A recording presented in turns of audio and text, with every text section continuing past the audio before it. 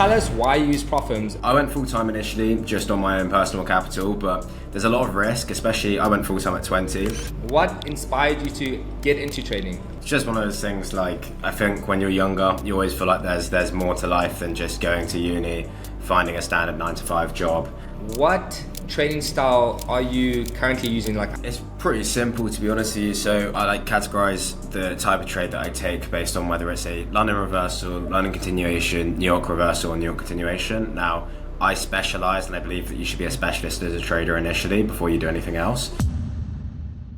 Hey everyone, my name is Jamie and I've been a Forex trader for 5 years and I have a Discord channel with over 20,000 members.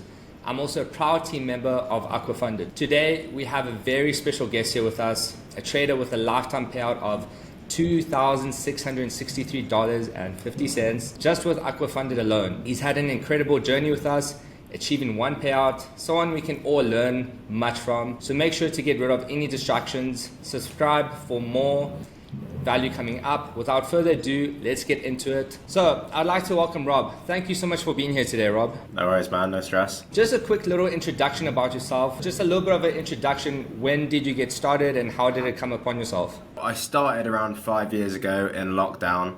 I was COVID testing at the time. And basically I was just trying to do something when I was 17, trading on demo accounts initially. And then after 2 years decided to get some education because I clearly didn't know what I was doing. Found out about prop firms. I was already actually a full-time trader at that point. Yeah, from there, kind of scaled with prop firms, and I found myself trading with Aquafunded recently and quite enjoyed the process so far, to be fair. Amazing. So you said that you obviously stumbled upon some education for trading. How important is education to where you are now with trading? Because I see like a lot of traders kind of neglect knowledge and education. How important would you say education is to where you are now? So I say this to a lot of people. If you're trying to be a successful trader, in my opinion, you've got to be in the top 1%, and you're probably going to know the stats of people that pass your challenges and get payouts better than I do. But I'm sure it's a very tight percentage. And why that's important is because if you're looking to be in that top 1%, generally education from YouTube, which 100% of your audience and competitors, well, not necessarily competitors, but other traders if they're able to access that information as well and kind of try and do it a bit like half-heartedly and just instantly get onto the charts, that's probably not a 1% kind of move, if you get what I'm saying. You're doing the exact same thing as everyone else that is trying to trade without any actual specialized knowledge, especially with prop firms. So that's why I think for me, education is massive. For me, as soon as I invested into education, kind of made a huge difference in how successful I was in trading. Amazing. Yeah, I couldn't agree more with you. Exactly what you said about the whole flooding with education on online, 100% agree. Tell us why you use prop firms and how have they helped you with your trading career? I went full-time initially just on my own personal capital, but there's a lot of risk, especially I went full-time at 20. Obviously, you've not got loads to pay for it, but when you get older, you do. You're going to have, obviously, kids eventually, rent, holidays that you want to pay for, a lifestyle that you want to live. And ultimately, to achieve that, you need to have, in my opinion, live capital that you can trade with for your personal account, but also it's very useful to have capital that isn't actively risked. So when you're funded, obviously none of your actual personal capital is at risk once you are funded. So in my head, if I could scale and get as much funding as possible, I've got an income where I don't actually have to risk any of my own personal capital. If all of your income is from your own pocket, from your own risk with your own capital, I feel like that puts unnecessary stress on your trading, especially when you're going full time for the first time, and especially if you've got extra responsibilities when you're, if you've got things to pay for every single month. Luckily, I didn't when I went full time, but props have massively helped me kind of leverage funded accounts and ultimately scale to the point where I'm trading with a much larger amount in funding than I would have done just off my personal account initially. For sure, 100%. No, that's amazing to hear. And you said, how old are you at the moment? How old am I? I just turned 23. 23, all right, because I saw on your profile, obviously a huge amount of success. You've obviously had a lot of success with multiple prop firms. That achievement at 23 years old is pretty crazy. Just a side question. So you started during COVID, so roughly 5 years ago. What inspired you to get into trading? It's just one of those things. Like, I think when you're younger, you always feel like there's more to life than just going to uni, finding a standard 9 to 5 job, and doing what, like I said, 99% of other people are doing. So for me, I found myself when I invested into my education, I was 19. I was already trying to make trading work. I wasn't really seeing the results I needed to. So that's when I invested into education. But at that period of my life, everyone else was going to uni, and or they're going to apprenticeships or looking at like long-term goals or plans within their career, their life. And for me, I was always trying to do something that's like separate to that and not in the norm of going into a job and working for someone else. I hated doing that. So trading for me was my out of, if I was going to do this properly, why not treat it like a proper, if all these guys, all my friends going to uni, getting a degree and maybe going to eventually make 60, maybe even 100k a month, 100k a year, through their education for uni, it might be in 5, 6, 7, 8, 9, 10 years time, then why don't I actually treat this skill set properly?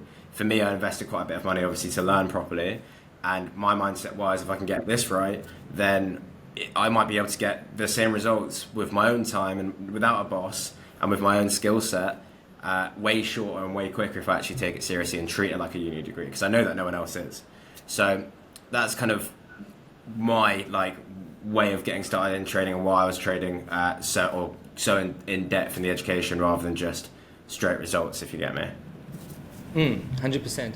So you've made $2,663.50 in one payout and started with $200,000 funded capital.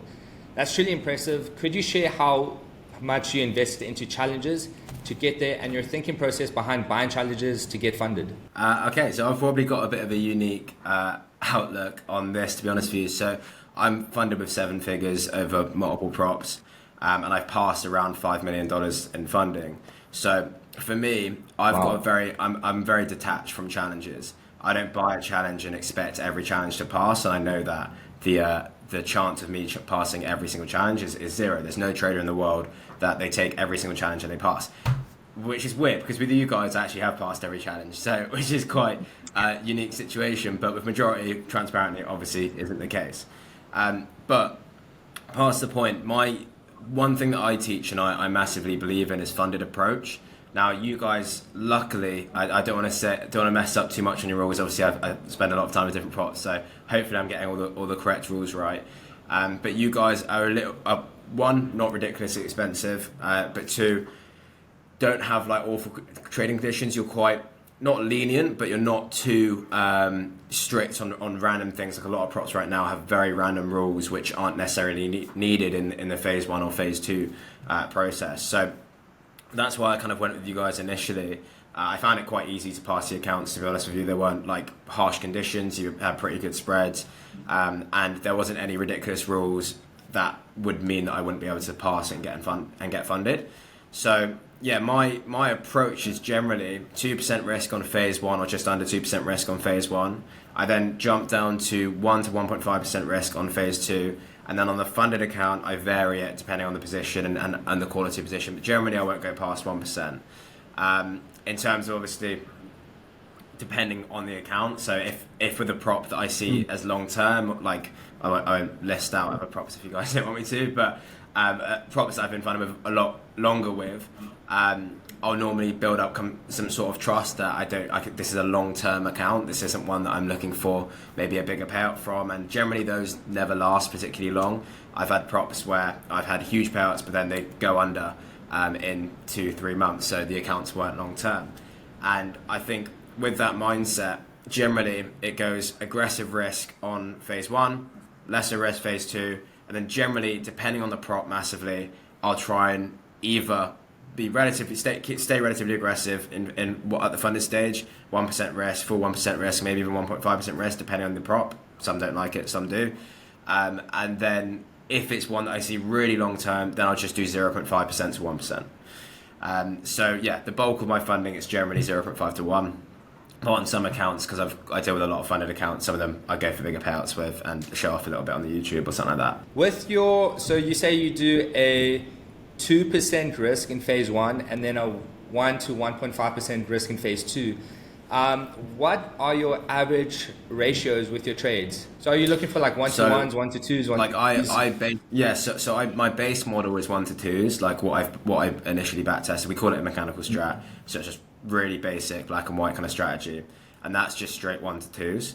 But generally I won't trade 1 to 2s because I add my discretion on. So when I'm adding discretion, for example, I have higher targets or I'm waiting for more clarity on the position as well. So if I get that, then it'll often go up to like a 1 to 4. I recently did like a Road to a Million series, for example, on YouTube, where I try and pass $1 million in a month. I share a lot of the prop firm accounts that I'm trading with, and you can kind of see that a lot of them are passed in like 1 or 2 trades. Now, I understand a lot of props won't like that as well, but when you look at the risks I actually use on the challenge, it's within the rules. If you get what I'm saying, I've just caught a very good trade to catch a 4R, 5R, but obviously with 2% risk or 1.5% risk, that's enough to pass the challenge. So obviously from 100%. there, it's just minimum trading days or whatever. But that is what I typically do. And like I said, I often lose that first trade as well. Generally, I'll wait for a Class A position to start a challenge. And those Class A positions are usually ones that run to 4R, 5R. But if they don't, I find myself 2% down or 1.5% down. Is that the end of the world? No. In my eyes, a funded challenge is less risk than if I took a trade on a funded account. Reason being is because let's say this 200K funded account, I take a trade of 1% risk. I'm risking $2,000 of my live, I know it's not live, capital. But if I buy a 200K account, I don't know how much it costs if you got like $700, that's less risk. That cost me $700. The trade on the funded account would have cost me $2,000. So in my eyes, like even taking an entire challenge is less risk than trading on a funded account, if you get me. That's a very interesting approach. I know, with regards to ratios, one to twos, one to threes are quite popular, especially in the prop firm industry. I also know that there's a lot of dynamic risk. So, you start off with a 2%. Let's just say, for example, if you lose your first or second trade, do you adjust your risk? Or do you stay with 2% regardless of where your account's at? I'm probably a little bit lenient with it, to be honest, but generally no. I'm like super okay with losing a challenge, and I think that's what really makes me like better at trading challenges. Is I kind of see it for what it is, and I don't care if I lose a challenge. I look at it as what I paid for it. So for me, the whole challenge is, like I said, like a $700 trade, which is less than what I'd be risking on the funded account or my personal account. So in my eyes, like I said, for me, I'd look at it as I wouldn't de-risk, for example, because I don't care about losing the challenge. If let's say I lose 6% or I'm in 8% drawdown, which some of these accounts I do get into a heavy amount of drawdown, but if I de-risk at that point when it's on a challenge, like I'm de-risking because I'm scared of losing the challenge at that point, which would go against my psychology of funded approach. So for me, and then imagine if you win, you risk 0.5%, you've been risking 2% every time. You find yourself 8% down, and you've not even made back a full trade, a full loss. It's negative risk reward compared to it's not negative risk reward, but it's negative risk reward compared to the other trades that you've taken. So I don't do it personally. On funded accounts, it's different because like you've already made 15% or 13% to get that funded account, so they're a bit more valuable, if you get what I'm saying. The way that I'd look at a funded account is, let's say you've got like a 200K, I've got a 200K account there, let's say, then I would look at it as I've got $20,000 there. So even like a 2K payout like I've made, that is technically 10% of your equity, not 1% of your overall balance. So even that in itself is like a lot of income or a big return. With the challenge that they're asking you to do in prop firms, like I said, with phase 1, phase 2, they're asking you to make really 130% of your equity, not 13%. So my psychology, it might sound over risky. It's not over risky. Like I said, in the accounts, it's very calculated, but it's kind of, in my eyes, seeing props and the challenges for what they are to a degree, and understanding that they're asking for it is an unrealistic return. To make 15%, 13% to get onto a funded account, that's an account flip on a personal account. It's 130%, 150%. If you were to do that on a personal account, you'd have to risk majority of the account. Not majority of the account, but like you'd have to risk like 10% if you get me, or 5%, etc. Yeah. So that's kind of the mindset that I've got, and I understand with prop firms. Like I said, I don't hear loads of other people speaking about it, whether I should or not, God knows. But yeah, this is like my kind of psychology from seeing how prop firms differentiate to like standard trading accounts, if you get me. Very honest, Rob. Like, I'm very, very impressed with your psychological approach with trading, also like management. Where would you say the pinnacle factor was for you to get to the mindset where you're at now? Because I'm sure a lot of traders watching this interview, they want to have the Rob mindset, right? Where, how you see money, how you see the challenges. So how would you advise for someone to get to the same mindset as you right now? It's a bit of a difficult one because obviously, like for me, I was already a full-time trader by the time I was trading with props. So I already had like a decent sized personal account for a 20-year-old. The main thing that I'd try, and if I was a trader watching this and trying to get any sort of insight or knowledge from what I'm saying, then I would just try and take what I've said around funded psychology and how I actually look at a funded account and what I see it for. Again, if you haven't watched any of this content, like I said, long term, like watch some of the content that I put out with passing these challenges, and you'll see like live accounts with Aqua as well, for example, and you'll see the psychology kind of rinse and repeated. This is what I teach, and it's worked with 150 people to get them funded as well. And that process is really learning the psychology behind fundeds backed by a strategy that is good for funded accounts as well. So for example, if you're trading like a 2 risk reward and you win, I don't know, 50% of you've got a 50% win rate, let's say, then okay, great. If you're risking 2% in phase 1 and you're starting on a really good trade, you're halfway to your profit target straight off the bat, first win. And then all you need is one more trade to get into phase 2. Obviously, there's a chance that you don't win that trade. It might take you a little bit longer, but really, if you're having a good market, you'll get through all the way into phase 2 within really like 4, 5, 3, 1, not one trade, two plus trades, anywhere between like 2 and 8, 2 and 10, if you're in a good market. And your strike rate is like kind of playing through, and yeah, you get what I'm saying. So in that regard, like it shouldn't take you too long to then get to phase 2. Phase 2, you've obviously then got half the target, hence why we drop the percentage risk. So why I would do 1.5% instead of 2% using a 2R risk reward example is because if you're trading with a 2 risk reward and you're in phase 2 and you start off with a very good trade, you're in a good market and conditions are meeting your criteria, etc., then if you risk 2%, your gain will be 4%. You're still going to need another trade to get to the target of 5%. So you still need 2 trades to win, yeah? If you're risking 1%, you still need you'll need 3 trades to get to the full TP if you win all your trades from the off. And then if you're trading with 1.5% risk, you're reducing your risk and your exposure if your account goes into drawdown, but you still only need 2 trades to pass the challenge from your first trade. So that's kind of why I drop it down to 1.5. Obviously, you're a lot closer to the target, and it's a lot less like not account flippy, but a lot more of a realistic target, if you get me. So that's kind of my approach with funding. I think that's generally what makes me different to majority of people trading it. But a lot of people who will listen to this, I feel like, will just go ahead and start like gambling more so than what I'm trying to get at. It's more, like I said, it's understanding your probabilities with your strategy. And adjusting that to what the prop firm's asking you to do, not necessarily just like finding a Class C position that you haven't done loads of analysis for and chucking 2, 4, 5% risk on. That's not what I'm saying, if you get me. We obviously see and hear that you've had a lot of success with trading. Without giving too much away, what trading style are you currently using? Like, I know there's a bunch of SMC, ICT, breakout strategies that are floating around the industry. What style would you say that you are using for your trades? It's pretty simple, to be honest with you. So I like categorize the type of trade that I take based on whether it's a London reversal, London continuation, New York reversal, or New York continuation. Now, I specialize, and I believe that you should be a specialist as a trader initially before you do anything else. So when I learned, it was specializing in London session reversals on GU. I've since grown and used EU as well. And that's where I've built my base. Now, for me, we've got a mechanical strategy I share for free on YouTube. I won't go into too much depth on this interview. But it's that base model. It's very simple. That will return around 40 to 6% ROI per year on its own. Just like a very simple model based solely on London session reversals. That model, once you're obviously very good at it, you can expand the risk rewards, you can add higher time frame discretion, you can add in mid time frame, lower time frame confluences, and you can look for other concepts that you use. It's based around just simple things like session liquidity sweeps, market structure shifts, retracement to EQ, and then generally the model is initially 2R.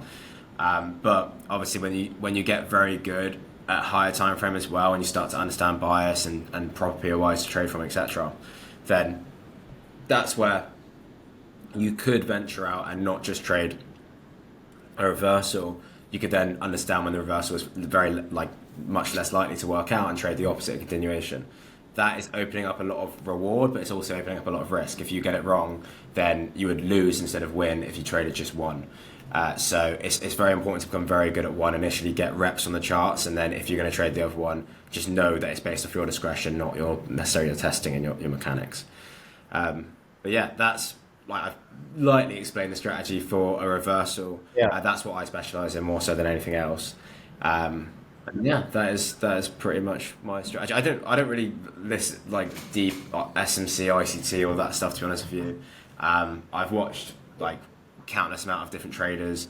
I don't even think some of the places that I've learned from haven't been amazing, but I think it's like I don't actually specifically know with ICT. I'd imagine teaches a very similar concept. A lot of the stuff I just think is really low anyways. So it's kind of is what it is. I don't really label it to one or the other. 100%. No, I absolutely love that.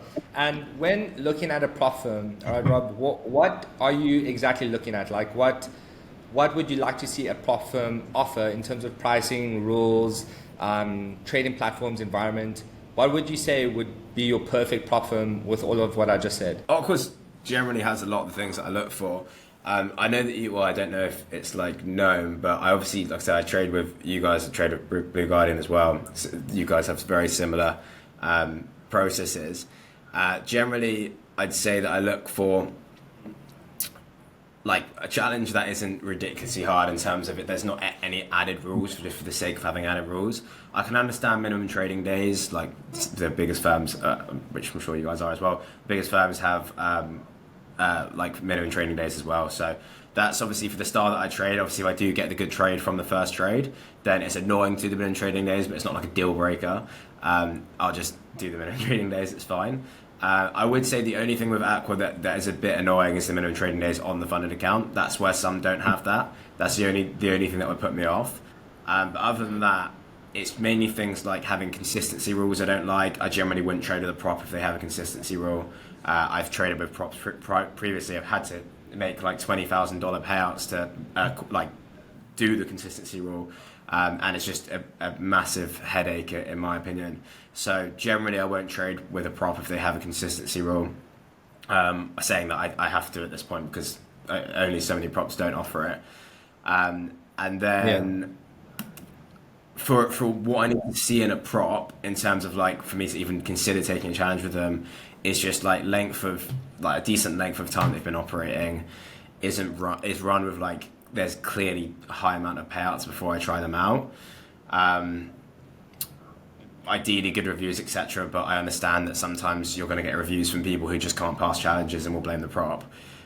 So I don't even know your reviews, but I'm guessing like they're decent. I don't know, just general like seeing. Obviously, I speak to a lot of other traders in the UK, so I can kind of get an idea of ones that I wouldn't want to go with as much.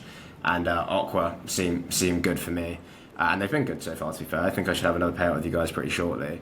And yeah, this has been there's not really much else other than, like I said, ideally no minimum trading days, but that's pretty much it. Like you've had a lot of success in the 5 years that you've been trading, right? Where do you see yourself in the next 5 years? Because obviously the progress that you've made is honestly pretty crazy, right? I'm sure everyone would like the same pace as you, but where could we see Rob in the next 5 years? I think first of all, getting a dog. Actually, this would be a good little title. This payout pays for my dog that I'm getting today. So yeah, in the 5 years in the near future, I'm getting a dog. Some of the stuff that I've done already is the things that I saw myself doing like in 10 years time, for example, like my girlfriend's retired, we've moved out, like all of that stuff. That's kind of like a step that I wanted to make already. So the main things that I've wanted to achieve has kind of been achieved. Obviously traveled around the world, did that a lot last year. I don't really know. I think we're probably going to move to Dubai end of this year for like I think it's good to be around people that are maybe doing better than I am, or there's good traders to network with out there as well.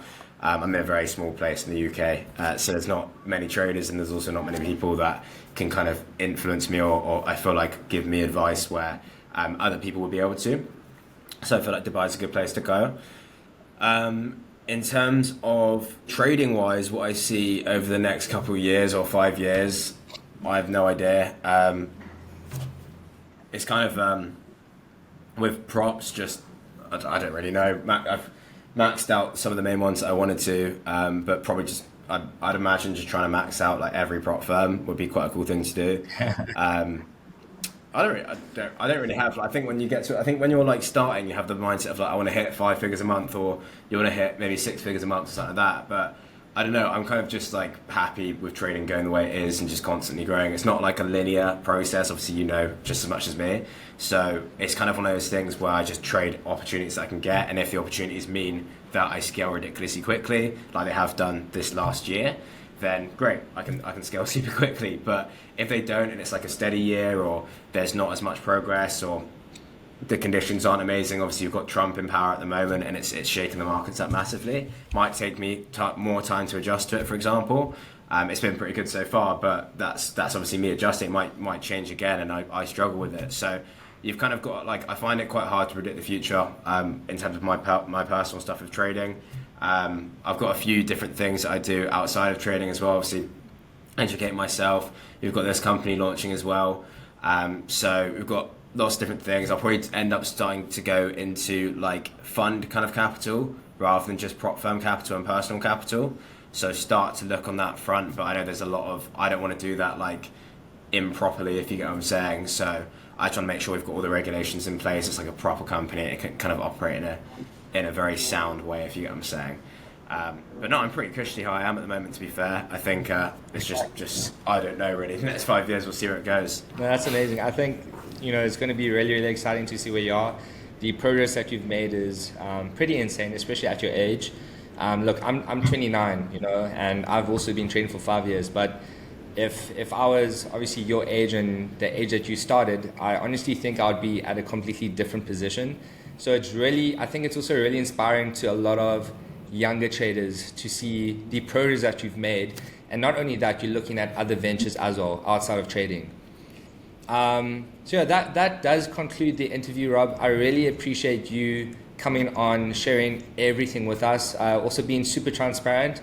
It's really nice to have a trader on board with the interview and just, doesn't hide anything. They just share it all, which I'm sure a lot of traders watching this will appreciate. But before we do wrap up, Rob, I have one last favor to ask you. Would you mind taking out your phone, recording a quick selfie video for us? Just a short clip showing your experience with Aquafunded and the payout process. It doesn't have to be long, just a few words on how everything went smoothly for you. It would mean a lot, and I'm sure others would appreciate hearing about your journey firsthand. But thanks again, and for your time today, we really, really appreciate it.